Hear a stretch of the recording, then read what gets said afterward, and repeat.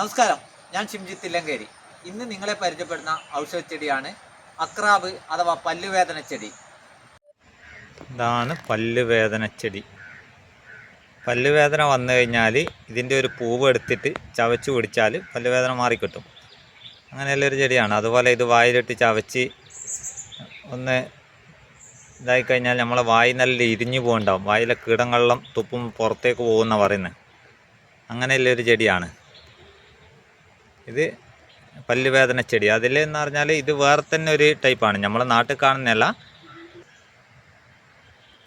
ഇതിൻ്റെ പൂവ് നമ്മളെ അപേക്ഷിച്ച് കുറച്ചുകൂടി നീളം ജാസ്തി ആയിരിക്കും പൂവിന്. നമ്മുടെ സാധാരണ നമ്മളെ നാട്ടിലെല്ലാം കാണുന്ന ഒരു മഞ്ഞ കളറായിരിക്കും. ഇതിൻ്റെ ഇലയെല്ലാം ഏകദേശം സെയിം തന്നെയാണ്.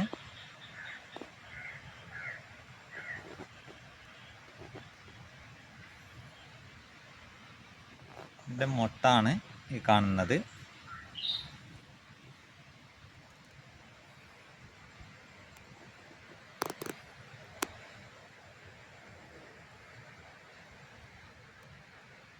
ഇതാണ് നമ്മുടെ നാട്ടിൽ കാണുന്ന പല്ലുവേദന ചെടി, പൽവെലി എന്ന് പറയുന്ന ആ ചെടി.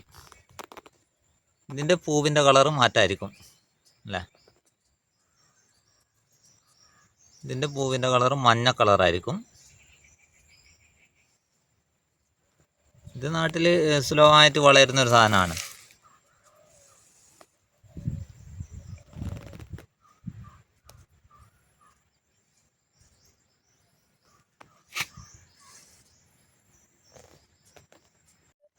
ഇതിന് കാട്ടിയും മറ്റേതിന് കൂടുതൽ പവർ ഉണ്ടാവും. ഇതും വെച്ച് കഴിഞ്ഞാൽ തരിക്കും.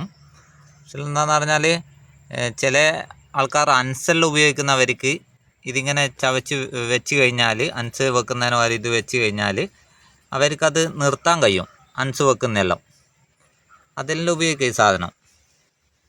പിന്നെ ഒരു കുറച്ച് ദിവസം ഇത് വെക്കുമ്പോൾ അവർക്ക് ഓട്ടോമാറ്റിക്കായിട്ട് അത് നിർത്താൻ കഴിയും.